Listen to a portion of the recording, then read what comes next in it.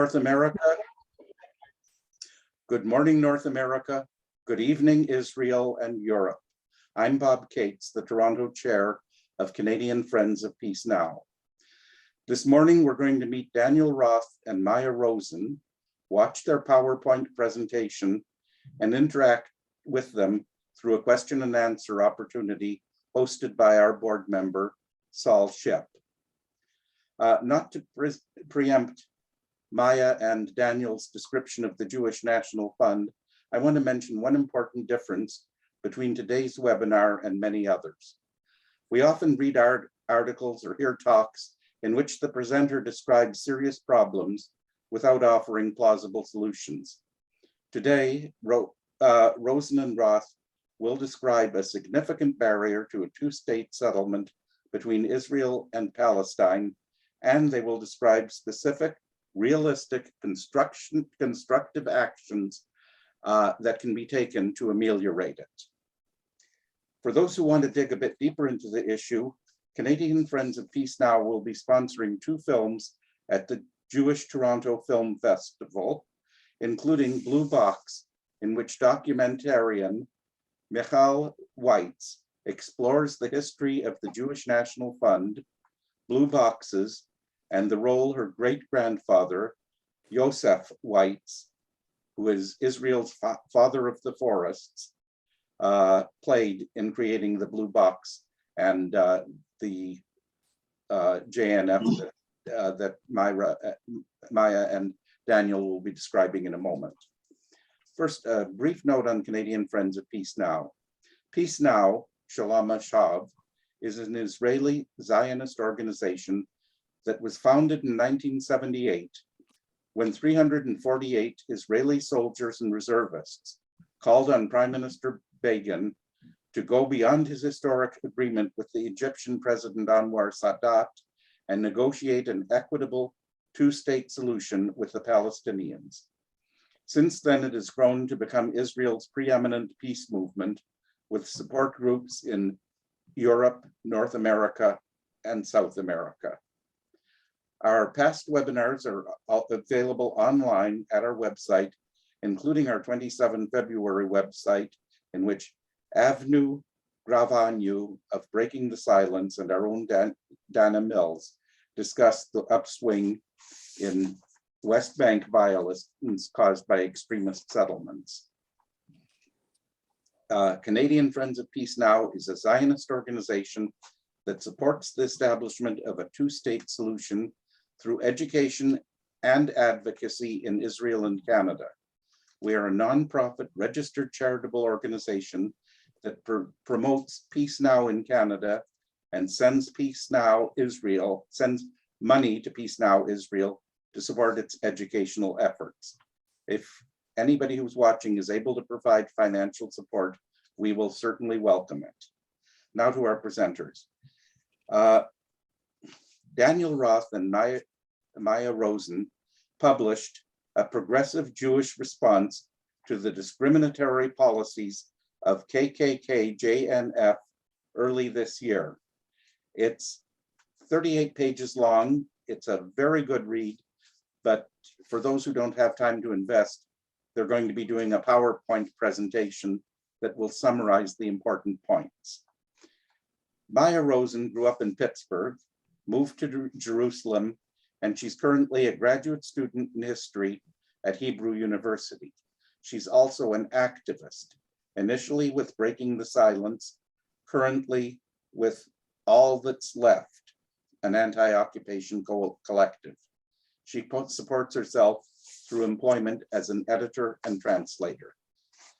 Daniel Roth is a Toronto-raised educator, activist, writer, and learner, working to build a movement for equality and self-determination in Israel.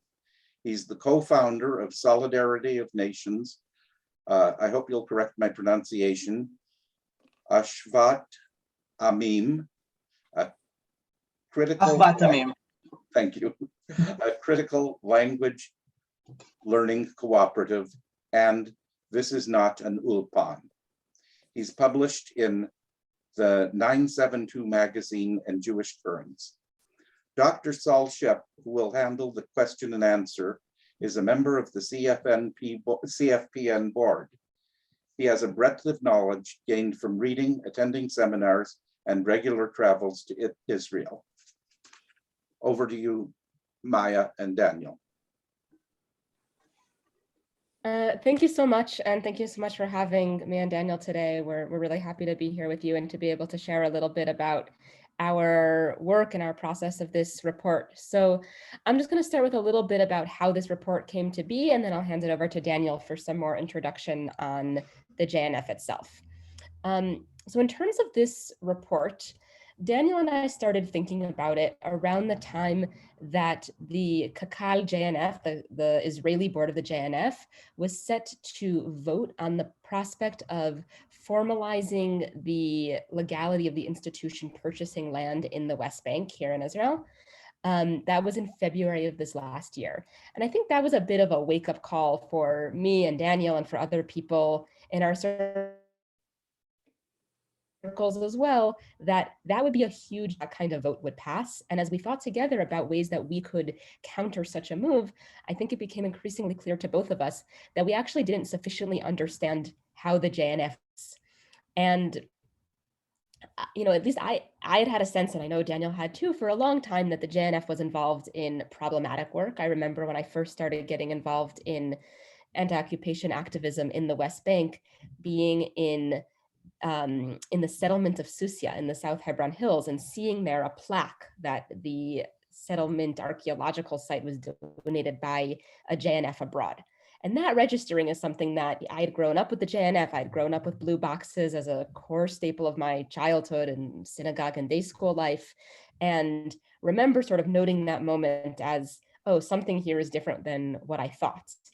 And then when this vote was sort of on the table of purchasing land in the West Bank, Daniel and I together had this moment of, we really need to understand what is going on here. And as soon as we started looking into it a little bit, it became clear just how much we didn't understand, that the JNF was a much bigger and more complicated institution with much more power than we had originally thought. And that led to many months of work and a 40-page report, which we're going to summarize for you today. And so basically how we're going to divide our time in this initial presentation section is that we're first going to talk about the way in which JNF in Israel entrenches the occupation and various forms of discrimination.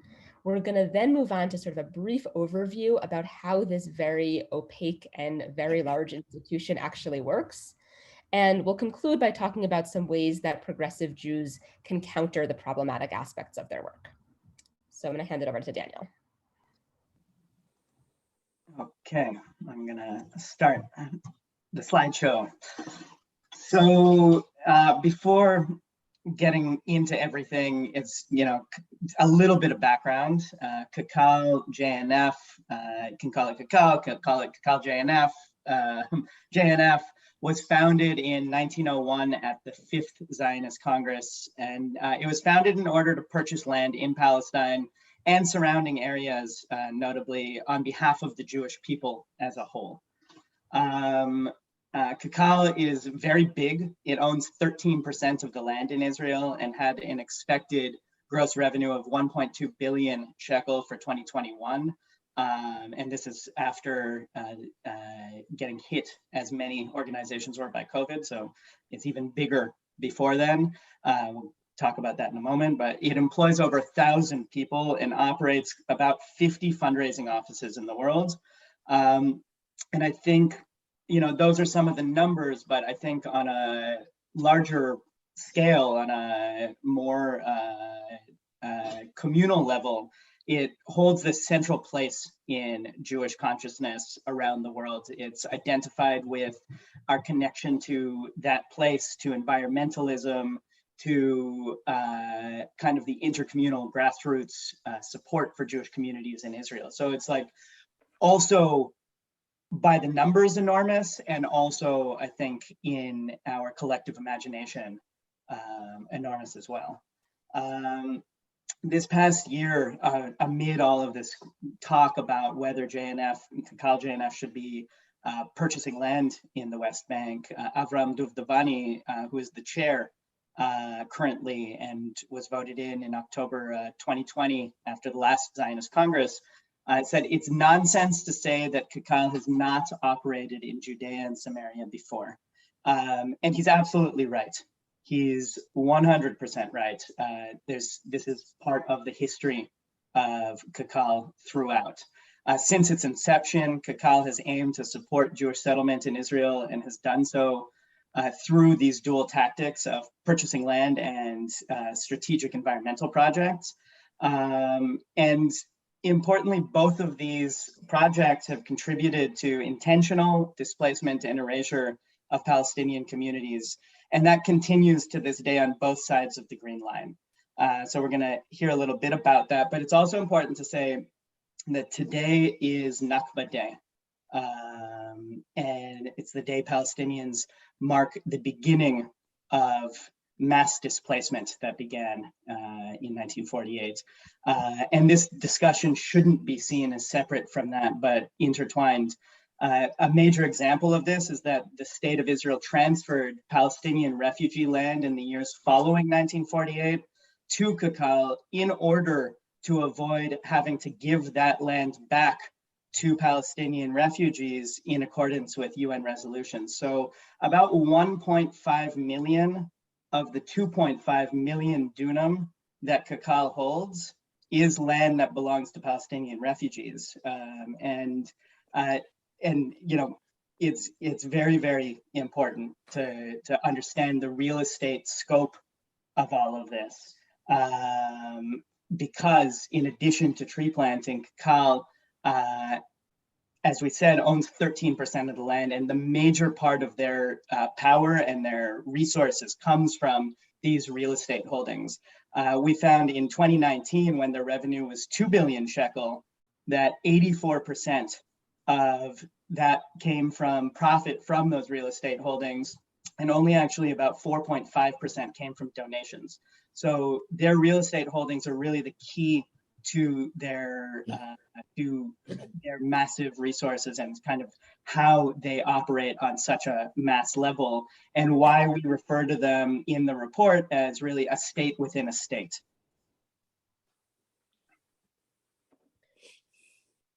Great. So we're going to talk now a little bit about the history of Kakal JNF purchasing land in the West Bank. Daniel read that quote from Duvdevani, the board chair of Kakal, talking about how it's ridiculous to talk about Kakal only now starting to purchase in the West Bank. And he's entirely right, as Daniel noted. Kakal JNF has been involved in purchasing land in the occupied territory since at least 1968, in the very beginning of the 1967 occupation, when Levi Eshkol, who was the prime minister of Israel at the time, requested that Kakal JNF would specifically purchase land in the West Bank as a strategic move for the state. In the 1970s, Kakal JNF established a subsidiary, and the purpose of that subsidiary was specifically to purchase land in the West Bank. And starting in the mid-1980s, Kakal JNF entered into a much more serious partnership with two who have been deeply involved in settler attempts in East Jerusalem and in attempts to dispel Palestinian communities and families from neighborhoods like Silwan in East Jerusalem.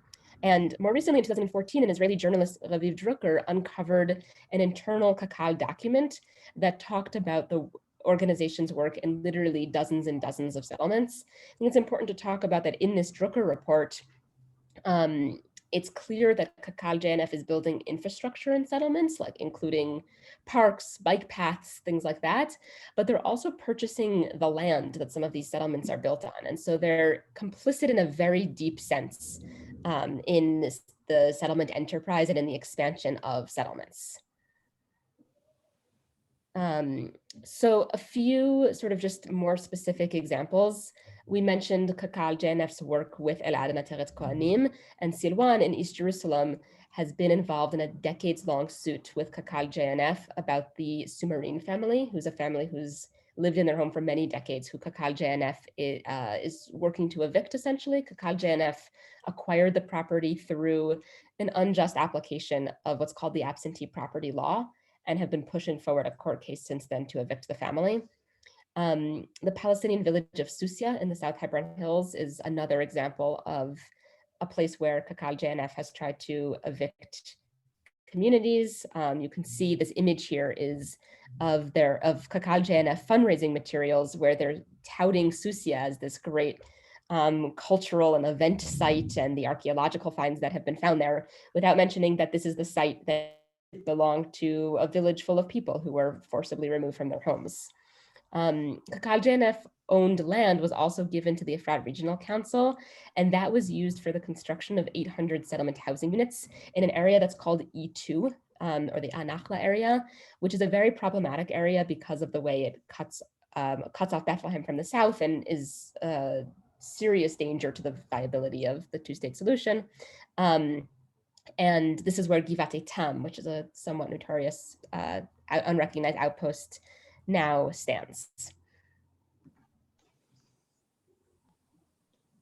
So moving into Israel itself, into the green line, we see that these trends continue and are not limited to the West Bank alone, but exist on both sides of the green line.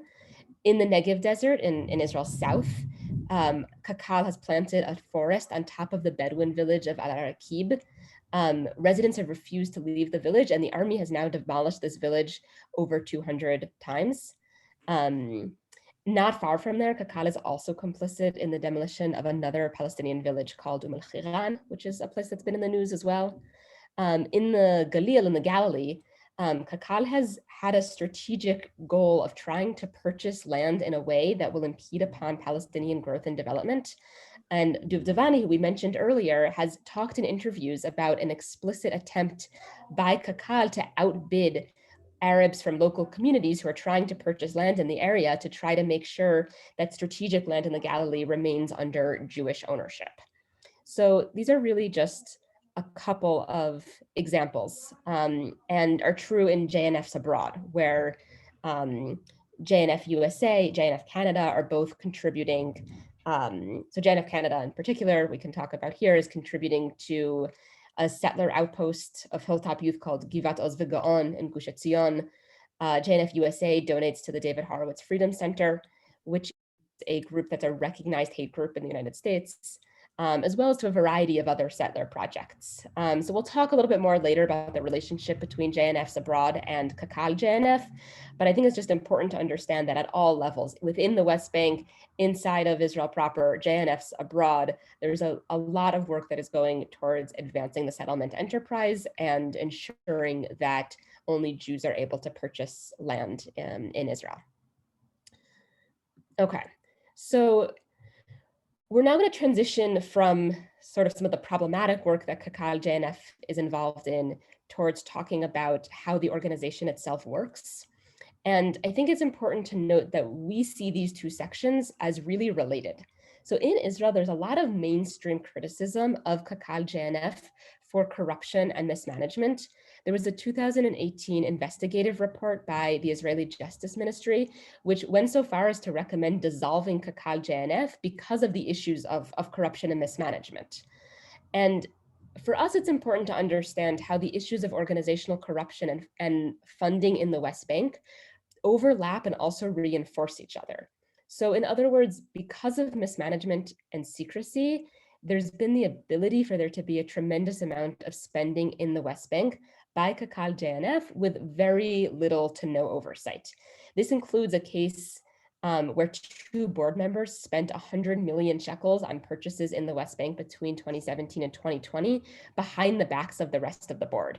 We don't totally have time to get into the details of that case in particular, but understanding how KKL-JNF works is very important because of this, because without understanding how it works, there's the opportunity for the mismanagement of funds specifically towards purchasing in the West Bank, which is historically what we've seen happen. So we're only going to be able to give the very basics here.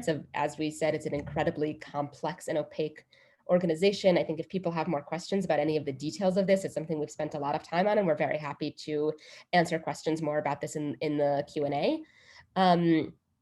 But we'll say very briefly that Israel has 4 national institutions, which are organizations with sort of special status in relationship to the state. Those are the World Zionist Organization, KKL-JNF, the Jewish Agency for Israel, and Keren. Now, so the World Zionist Organization is sort of the parent organization of the other three. The other three organizations sit under the WZO, which means that KKL-JNF is fully under the control of the WZO, and its board is fully determined by the results of World Zionist Congress elections. Even, so it's important to say that even though sort of on paper and in many senses, full control of KKL-JNF is in the hands of the WZO, the budget of KKL-JNF dwarfs the budget of the other three national institutions. And so even though KKL-JNF is fully under the WZO, it's the most significant contributor to the WZO's budget. And so this makes sort of for a complicated set of relationships between the Zionist organizations. And I guess the last thing that's important to note here in terms of how the composition of KKL-JNF's board is determined, which we said is based on the election results of the World Zionist Congress. And the World Zionist Congress is also made up of three separate factors and organizations. One are what's called Zionist Organizations, which are a set unchanging list of 11 organizations. This includes things like Hadassah, Maccabi, the people who run the sports games, also some of the religious denominations. So like Masorti Olami from the conservative movement also has a Zionist organization. There are also Israeli political parties which are representatives to the World Zionist Congress. So these are delegates from Israel, which proportionally match the results of the most recent Knesset elections. And the last body that is represented in the World Zionist Congress are the world unions. So these are political slates that are set up in the diaspora. They're usually affiliated either with an Israeli political party or with a religious denomination. And depending on the country, the world union representatives to the World Zionist Congress are determined either by elections, that's how it works in the United States, or by negotiations or set precedent, which is how it works in most of the other countries in the diaspora. Including Canada right now. Including Canada, yes, including Canada. The US is really one of the very few exceptions in that sense. So you can sort of see the relative breakdown of the composition of the World Zionist Congress results in this pie chart here. The World Zionist Congress meets every 5 years, and just to give a sense of why these numbers matter so much and why it matters who's representing whom in the World Zionist Congress, it's important to understand, I think, that these people, these representatives, are controlling a budget of about $5 billion US. And because of that, it's important also to note that the composition of the World Zionist Congress is increasingly right-wing. This isn't surprising, or it shouldn't be surprising, given the rightward move of the Knesset. And as we know, the Israeli delegates are proportional to Knesset results. And because the left is increasingly disinterested in Zionist politics and so less likely to vote abroad, and the right is increasingly vocal on Israel.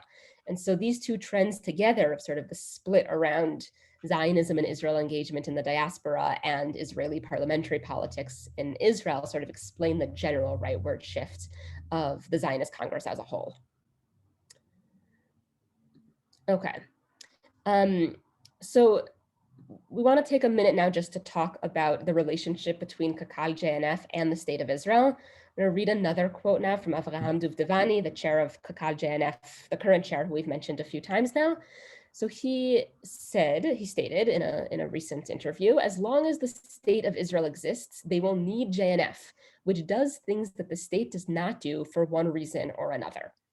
And we think that this quote is very telling. Because even though KKL-JNF has tried to portray itself like an NGO or like a sort of environmental not-for-profit organization, they have immense influence and access in Israeli halls of power, meaning that describing them purely as an NGO is misleading at best. They make up 43% of the seats on the Israel Land Authority Council, which is the highest authority on land use in Israel. And this gives them a sort of mutually beneficial relationship with the state, because the state is able to carry out its wishes under the guise of an NGO or a private company, depending on whether it's KKL-JNF or Himanutza, and KKL-JNF receives all the benefits of governmental access and power. And because of this role on the Israeli land, KKL-JNF has a tremendous amount of influence in determining Israeli land policy and development priorities and allocation. And the reason that the state benefits from having this relationship with KKL-JNF is because KKL-JNF is tasked only with benefiting the Jewish people, not all of the citizens of the state. And it is therefore able to do things which the state would have trouble justifying. The way that this is carried out, importantly, is that KKL-JNF has two subsidiaries. One we mentioned in the introduction, which is Himanutza West Bank, and there's also Himanutza within Israel itself. And both Himanutza and Himanutza West Bank work as sort of the purchasing arms of KKL-JNF. And KKL-JNF is a public benefit company, but both Himanutzas are private companies, and because of that have very little oversight, which is another way that purchases are able to happen with far less transparency than would be possible with only a governmental organization or a non-governmental organization. Great. Okay, so we're just gonna go through a bunch of the solutions or the directions that we, through this research and through these processes, understood could be ways that progressive Jews could respond to everything that we've just learned, the massive size and the negative impact of many of the policies of KKL-JNF. I'm gonna speed through these as fast as possible, just so we can open up the Q&A and get into whatever's interesting. But so these are a mix of things that might be best for people in Israel to do versus people abroad. It might be, some of these are better for scrappy activist groups and others for larger NGOs. So it's really, we're trying to create a lot of options for directions that the movement as a large concept can take. So one of the key ones is pressuring the Zionist organizations that sit on the KKL board. As we said, there's the set list of 11 organizations, and they have massive power in these votes. 37 members of the board, they make up 11 of the seats, and many of them see themselves as apolitical. They see themselves as sports organizations like Maccabi, student organizations like Wujus. And if you take a look at the vote in February 2021, you'll see that voted in favor of starting to purchase in the West Bank. Maccabi is there. Na'amat, which at least has some kind of nominal connection to the labor movement, is there voting in favor. The student delegation is voting in favor, and these are organizations that could be pressured to vote against if they saw that large numbers of people were speaking out about this kind of direction for this kind of massive organization that sees itself as representing the Jewish people.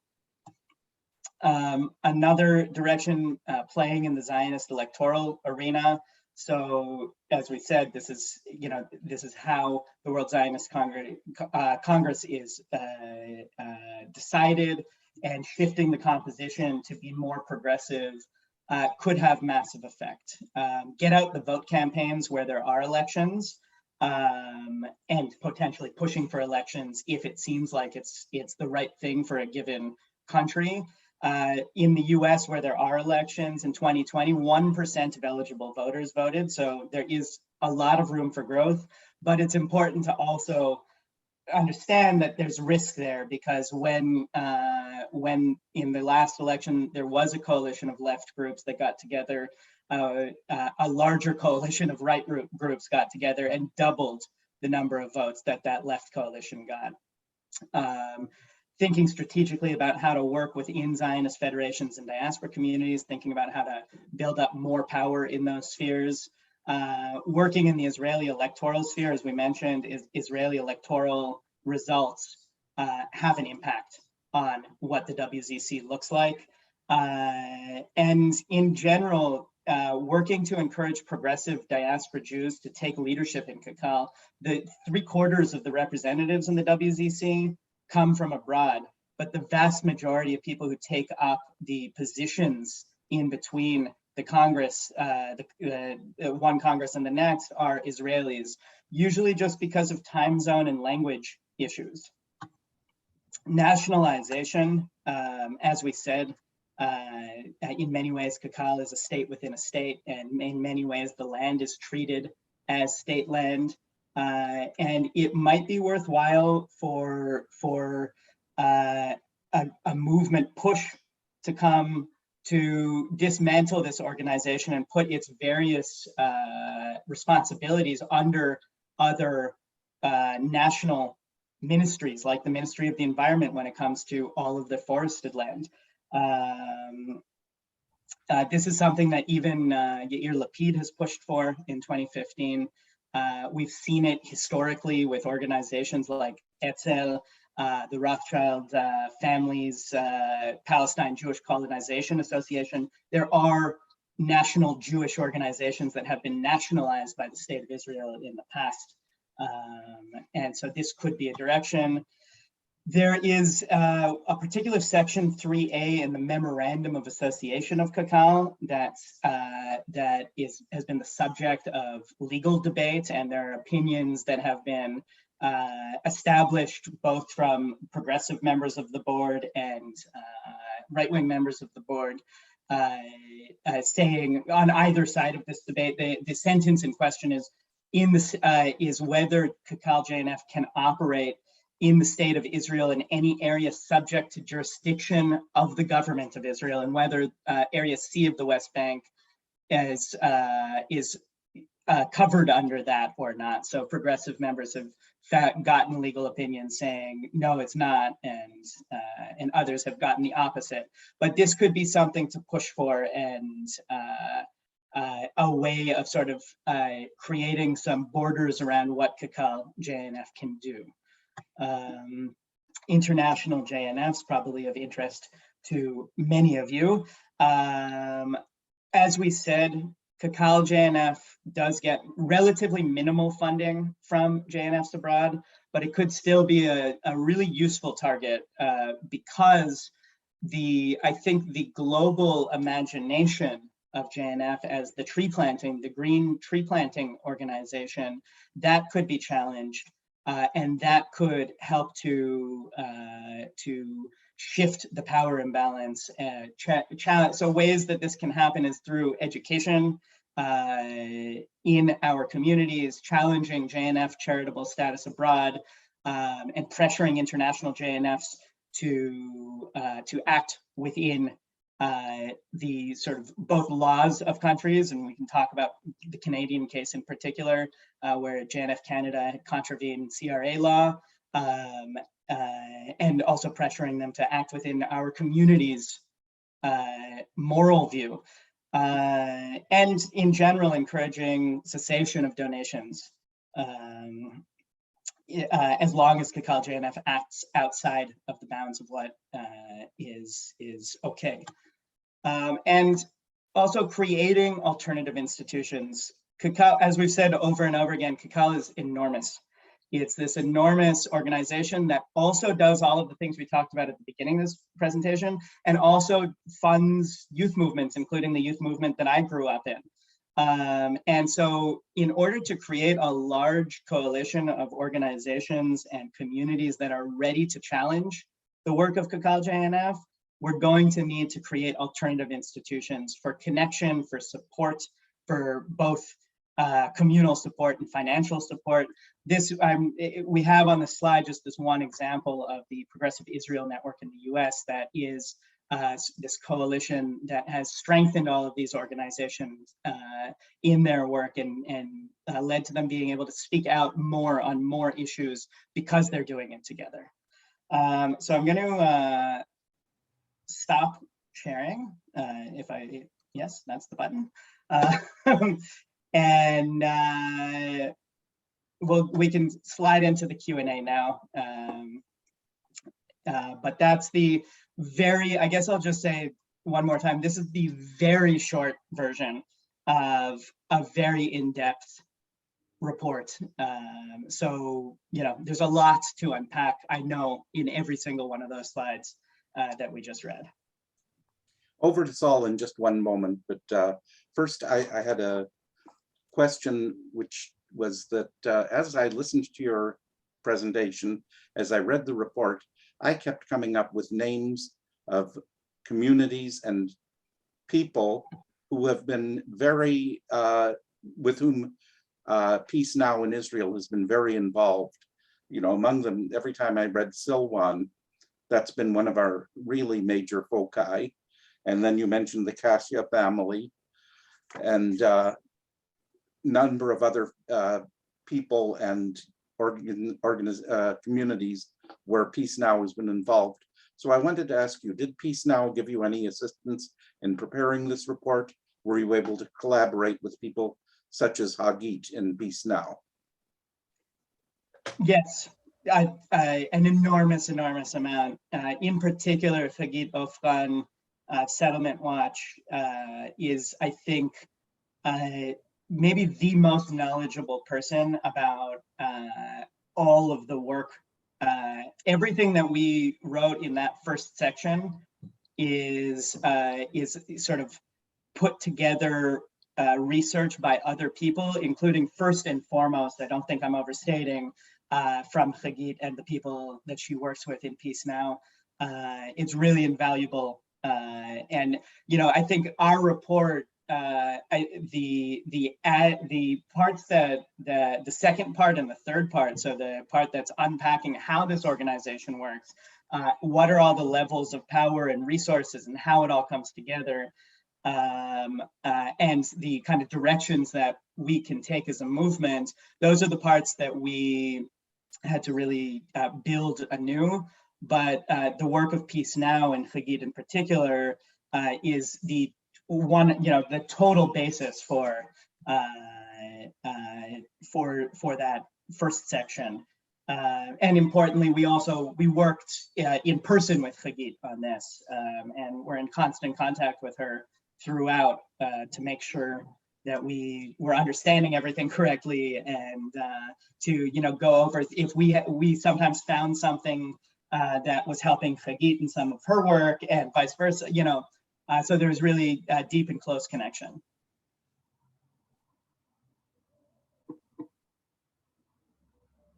Over to Saul now.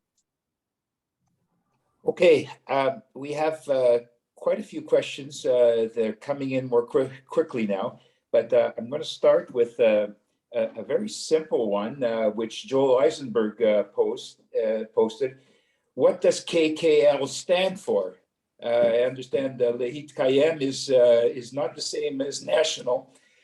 So can you explain that? And secondly, going along with that, a question from Peter Larson.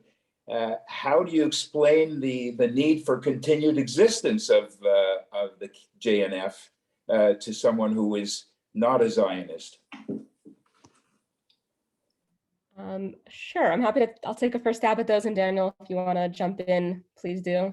So KKL stands in Hebrew for Keren Kayemet l'Israel, which means sort of the standing fund for Israel, the continued establishment fund, meaning evoking the sense of purchasing land as a way of actually gaining sort of perpetuity in the land. The perpetual fund for Israel might actually be a better way to translate it. So that's on the technical level. In terms of explaining to a non-Zionist about the need for KKL-JNF, I mean, I personally don't think that there's a need for KKL-JNF, and I would not advocate for such a position. I think that there's also many ways to be a Zionist or to hold multiple different kinds of opinions on Zionism and still oppose the work of KKL-JNF.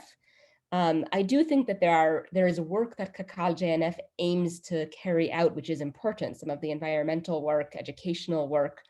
But given both the ways that they're using their power for a lot of really bad things, including the entrenchment of the occupation and the ways in which the organization has just time and again been incredibly corrupt and mismanaged funds, I personally think it would be a better idea to root those activities to governmental bodies, to the environmental ministry, the education ministry, things like that, to actually nationalize it, or to other NGOs which have principled positions on West Bank, against West Bank land acquisition and against the occupation, and are also committed to environmentalism. That's something where I'd feel much more comfortable donating money, and there are groups that are attempting to do exactly that work. And I think it's the work of our communities to support the organizations that are doing that with the right values and commitments.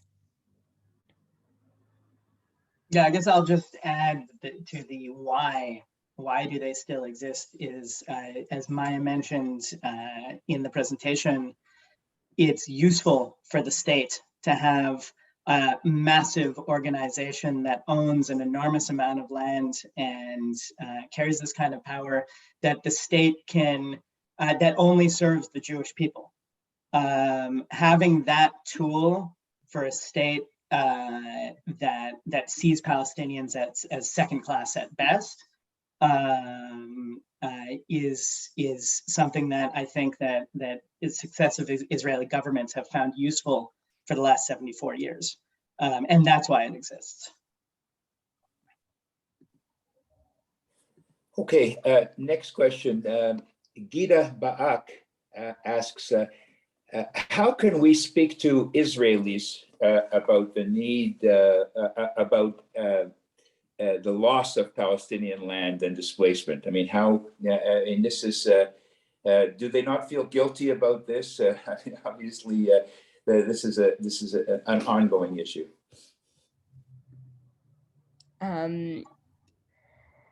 Yeah, it's a big question. And, Daniel and I spent a lot of time in Jerusalem together thinking about and interacting with Israelis and trying to figure out how to make sure this conversation is one that all sorts of people, especially the people who live here, can take part in and understand and have a stake in.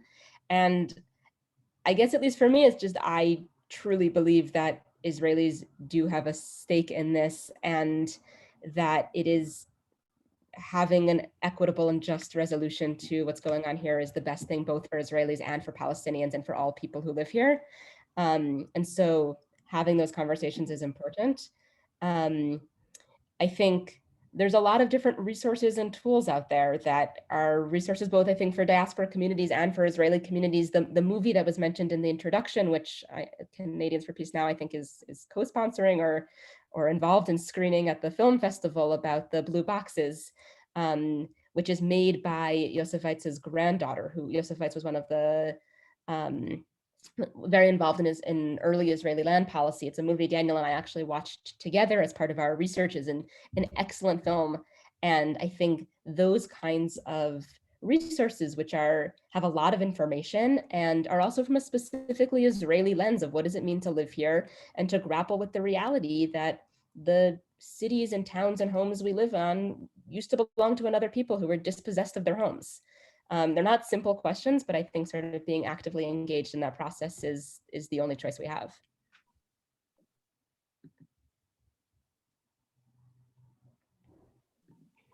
Okay, next question.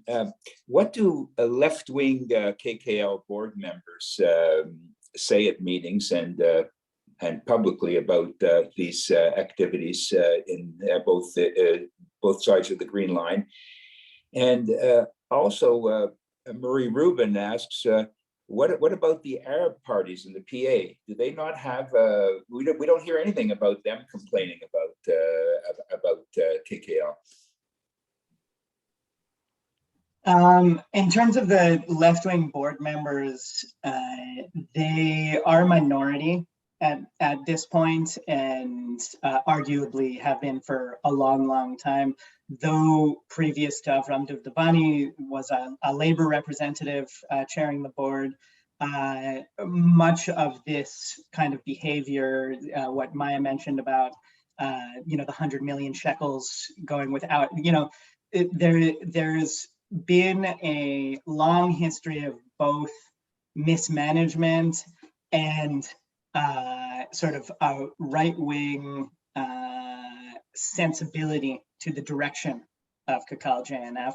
And so I think the people who are genuinely left-wing, genuinely progressive, people who see it as beyond the pale to be doing work in supporting the settlement movement, they're a minority voice, and they speak out in board meetings when they have the opportunity, but it's also a very political arena. And so I know some of the people we spoke to for this report have to be very, very careful so that they can, play the long game as they see it. And so sometimes that means speaking out, and notably around this February vote, there was an international outcry about this from the reform movement, from Meret's folks and others.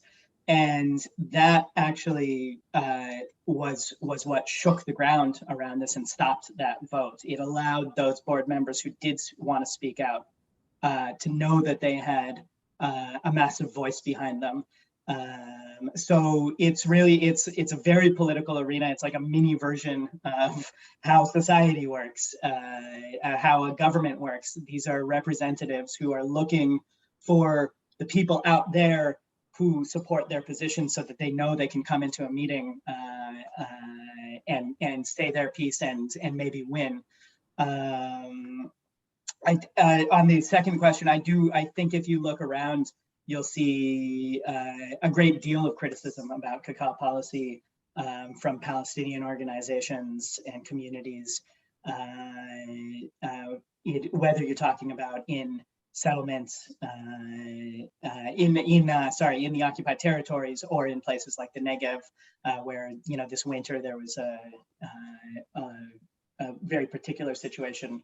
But you'll find a ton of criticism. Maybe I'll just add, if it's all right, that specifically around the ways that Palestinians are organizing around KKL-JNF, that the Arab local councils, meaning the local councils in Israel that are Arab municipalities, they joined a Supreme Court case against KKL-JNF together with the Association for Civil Rights in Israel and Adala, arguing that KKL-JNF should not be allowed to be represented on the Israel Land Authority because their KKL-JNF's policy of not leasing land to non-Jews is necessarily discriminatory and should not have representation on a state body. And they lost that case, unfortunately, but it does mean these Arab local councils are very involved in activism around, on the sort of governmental judicial level around KKL-JNF, in addition to sort of what Daniel mentioned of Palestinian activists on the ground and in the field opposing unjust land policies. While we're talking about the Israeli response to KKL, Betty Ann Goldstein asks, do the environmental organizations in Israel support the work of KKL? Depends which is the short answer, but I think KKL is the biggest player in the environmental sphere there. So, like, broadly speaking, Israeli environmental organizations that are operating in Israel and focused on environmental issues in particular will very much play ball with KKL-JNF, because it's also not necessarily that environmental organizations will be thinking about the occupation and some of the more racist policies taking place. They may be focused on, for example, natural gas extraction from offshore sites, or forestry and preventing forest fires, or building green spaces throughout the country, or planting forests and such. So the two don't, the position of environmentalism is not always left in the sense that we're talking about, which is also, by the way, true in Canada. We see that in some of the policies of the Green Party that don't necessarily align with left positions.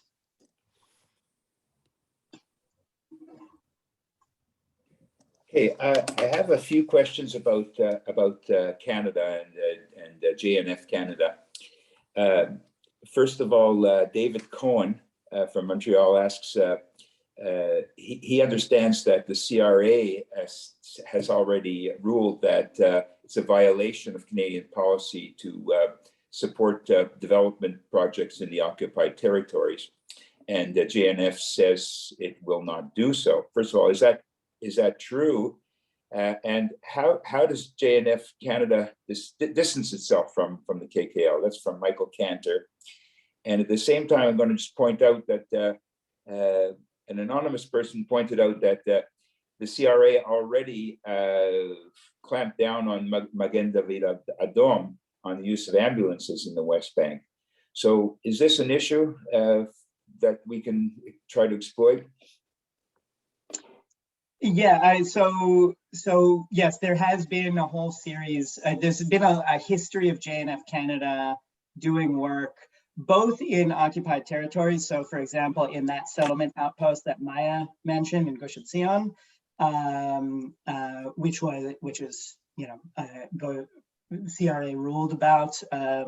But also, I think the larger history of JNF Canada contravening Canadian law in this way has been around support for building military installations, which is against Canadian law as well. So a lot of JNF Canada money historically went to building on IDF bases and supporting sort of the expansion of that infrastructure. And so JNF Canada has had this long history of they've been through the ringer on this. And one of the things we found is that they are no longer listed on the, one of the things we mentioned was that there's about 50 offices around the world, offices and partner organizations. And JNF Canada, just in the last year or two, has no longer been listed on KKL-JNF's website as one of their international offices. So it's interesting, on that page on their website, I just was looking at it the other day, and they've just updated their website. But they still have this list, and JNF Canada is missing from it. But importantly, JNF UK is on that. And JNF UK actually has said publicly, they say on their website that they are not affiliated, and that they actually some years ago had a falling out with. They tell the whole story on their website of how not affiliated with KKL they are. And JNF USA is listed there as one of their offices abroad. And JNF USA likes to muddy those waters, likes to use the history and myth of KKL-JNF. But they also, just a couple of years ago, they were only giving about 1% of the money that they fundraised to KKL. So over the last 20 years, they've really tried to distance themselves financially from them. And in Canada, because of all of this, the controversy around what JNF Canada was doing and where money from JNF Canada was going when it was going to KKL-JNF, the best that I can guess is that JNF Canada requested to not be listed on the site, because just to sort of make a clean break, at least on paper, and that's because of pressure put on from activists in Canada.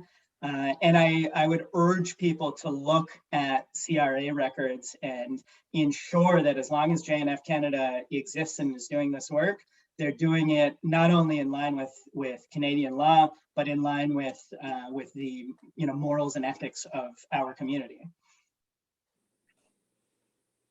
And importantly, because they're a nonprofit, all of that information is public. Hey, Dov Okunef from Montreal points out that the 21st Maccabiah Games are taking place this year in Israel, and asks, is this a an opportunity to raise the awareness of Maccabea's vote and also about the issue in general. I think certainly. I think one of mine and Daniel's sort of strongest convictions after all of this research is that one of the most susceptible places for pressure is against these Zionist organizations, which Daniel outlined the way in which they're really the decisive way to swing votes on the KKL board. And the situation we have right now is that Maccabi is voting in favor of purchasing land in the West Bank, and nobody knows it, and there's no consequence for voting in that way.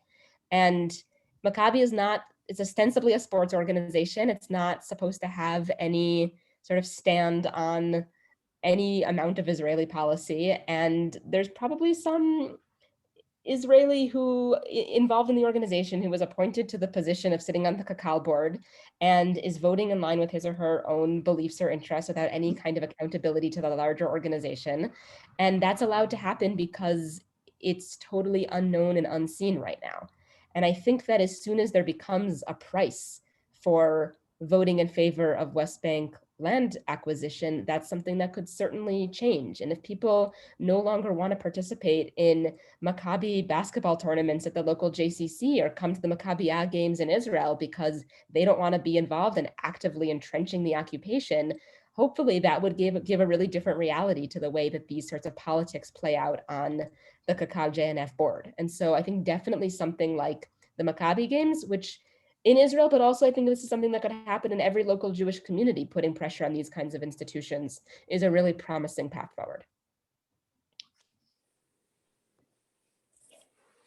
Okay, Shirley Segev from Toronto asks, she recalls an issue of several years ago where the Israeli government demanded that KKL start paying taxes into the government or be dissolved.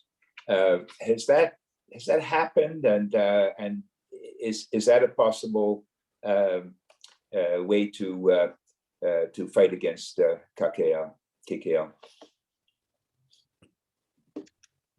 So what happened about 7-8 years ago was then Justice Minister Tzipi Livni pushed forward a process where KKL went from what they were, which was this national institution, to a public benefit company, which made maybe you can speak about, I don't know if about the taxes, but what that did was open up far greater deal of transparency and oversight for how KKL works and what they're doing. Importantly, that 100, again, there's this big case from about 5 years ago of 100 million shekels without board knowledge being put into building in the West Bank. That happened after this. So it's not like this was a big fix, their shift into becoming a public benefit company, but it did move forward it did move things forward in one particular way, in making it more transparent and more susceptible to government policy and not able to operate as much on its own. Right. I can say one thing about the tax issue in particular, which is that something that Daniel and I discovered in the course of our research is that KKL-JNF is intentionally misrepresenting the value of their land in order to pay less taxes. So I'm not going to get into all the details because I know we're running low on time right now, but KKL-JNF claims that its land is worth 3.7 billion shekels. We started to sort of look at that number and calculate per dunam what that would be worth, and realized it didn't make any sense at all based on how much we know KKL owns. And based on what we think per dunam the average cost of land is and how much land they own, we think that it's not 3.7 billion shekels worth of land. It's something more like 250 billion shekels of land, which is 67 times the total value that they report. And once we sort of figured this out, which was really after many months of going through all of their financial records, we brought this up with a former board member of KKL, and we asked him, what's going on with the value of the land, and he basically answered us that the value that KKL-JNF reports of their land is what it was surveyed at when it first acquired the land in the 50s, and that this land survey has never been updated. And so the land value is what it was 70 years ago, which accounts for this discrepancy in numbers. And when we asked him why has there not been a reassessment done of the land since the 1950s, he said specifically that they want to make the value of their land look less than it is in order to keep the state less interested in taxing their assets.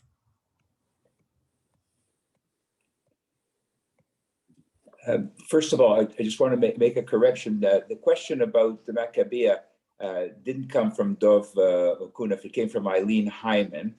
So I just want to go back. That was just my misreading of there were two that were right on top of each other. Dov did ask, just point out that it might be useful to recall Ben-Gurion's call at the time of his move to Sde Boker, that the national institutions, including the JNF, be taken over by the state. And this is another, that leads also to another question or point that Jonathan Gendler from Toronto pointed out, that it seems to him that nationalization is really the most practical way to affect the activities of the JNF, especially now that we have a centrist government.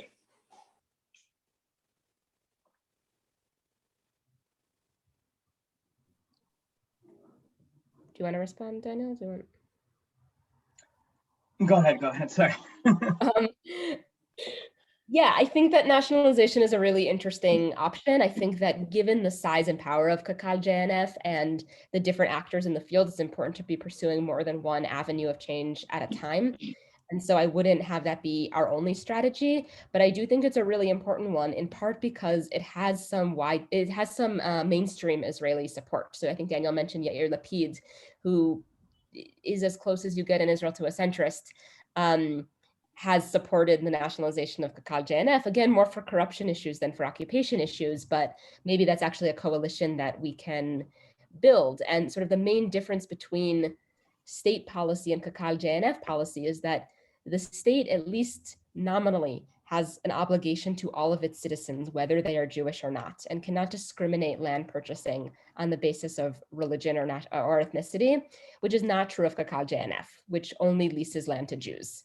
And so bringing the land purchasing and leasing activities under the state would, we hope, decrease discrimination in land allocation.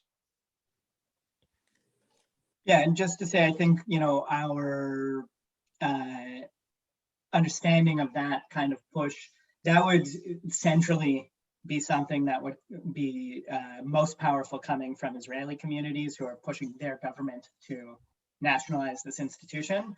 But it's so important to say that the education activism and activism, education advocacy and activism that comes from Jewish communities around the world, again, similar to what I was talking about with the board members trying to operate in a very right-wing space, Israelis who are thinking about this and trying to push on this, knowing that Jewish communities around the world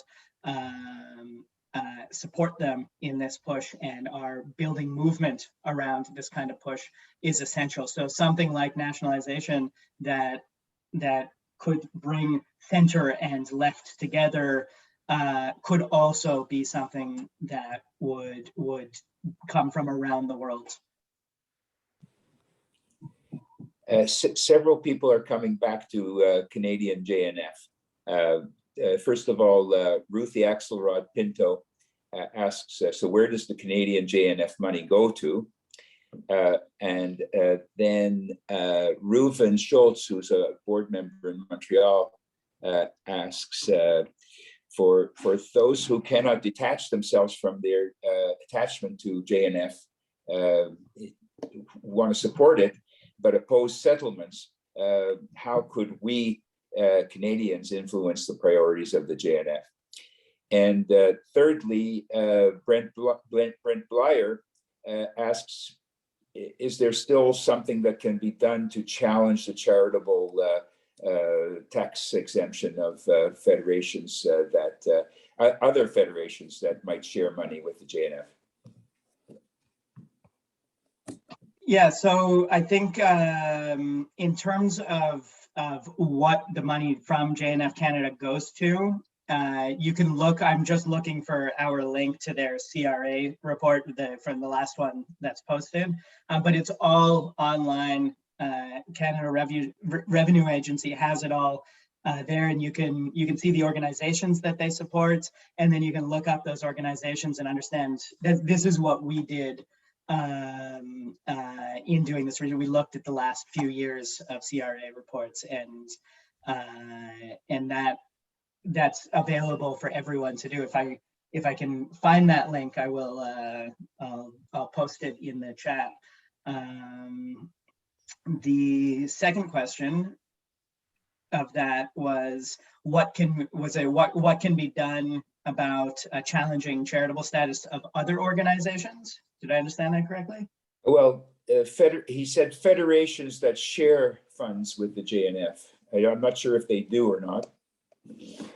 Well, I think in general, the directions that have been taken in challenging nonprofit status, for example, in Canada with Independent Jewish Voice, they have been like central in the last few years in challenging JNF Canada and really letting JNF Canada know that they're on notice and that folks are watching where that money's going, and putting together the research and the case and that push.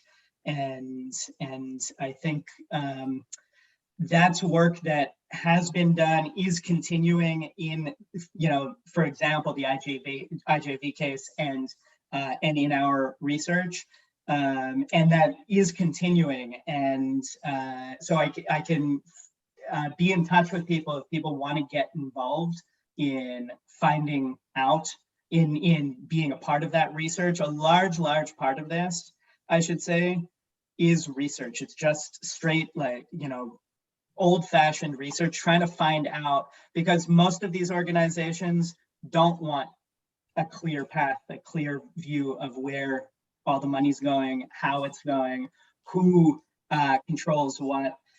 Just as an example of what, for months, we were told by multiple people who are among the most knowledgeable about the World Zionist Congress that there are 525 delegates at the last Congress.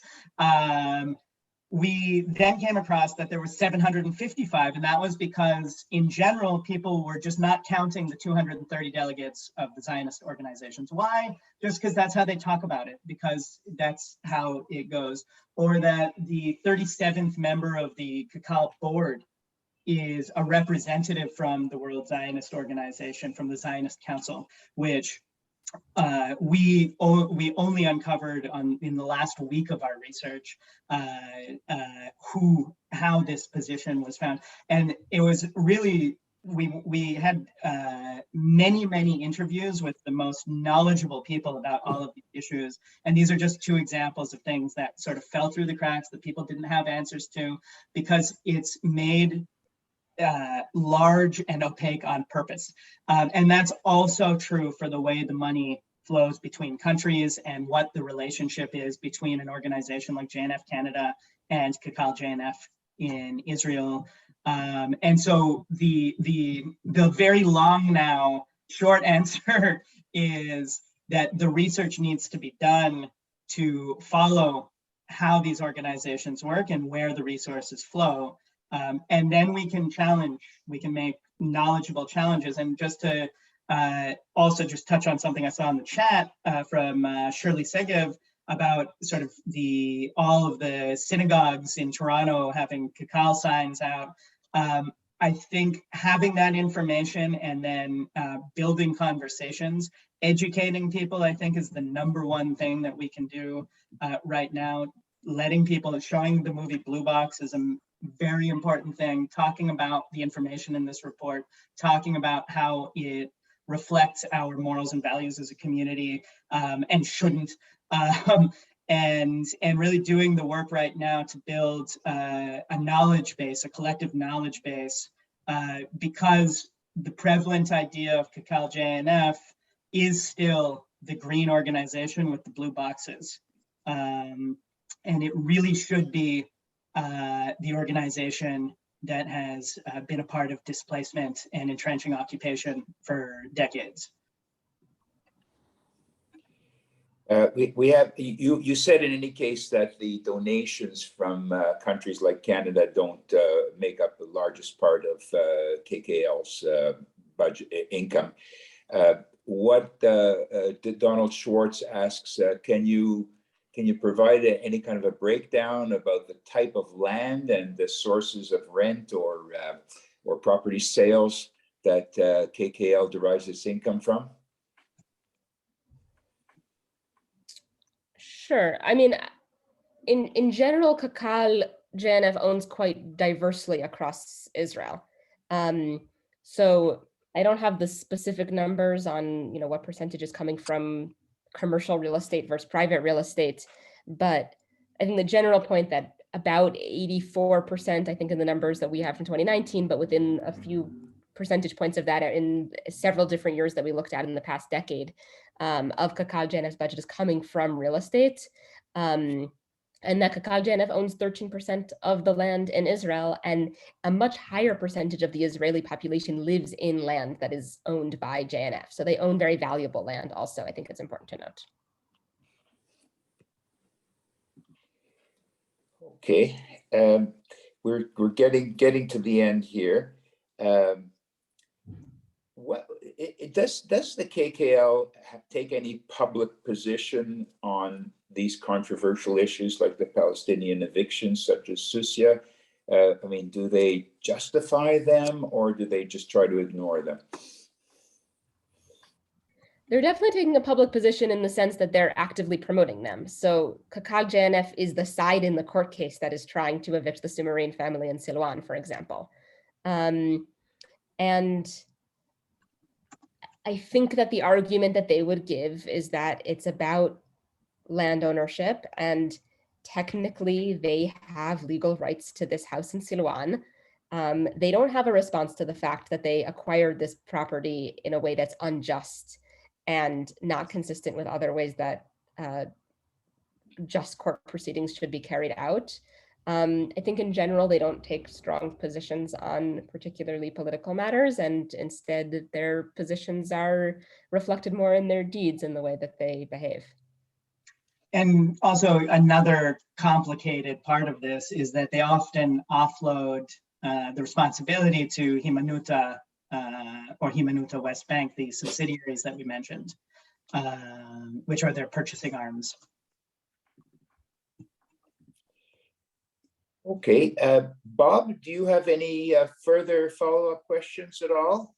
I am just overwhelmed at how interested people were in a very technical presentation.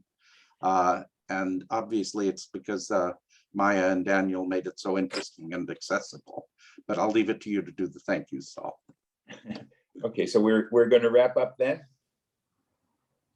Okay, well, let me just add to that a final thank you to both Maya and David for really an excellent and thought-provoking webinar, which is going to move us to action, hopefully.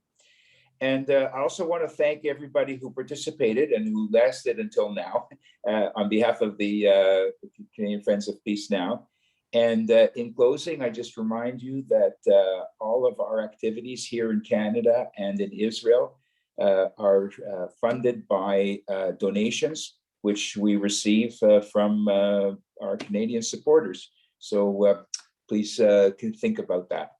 And with that, I think we can conclude the meeting. Thank you. Thanks very much. Thank you very much for having us.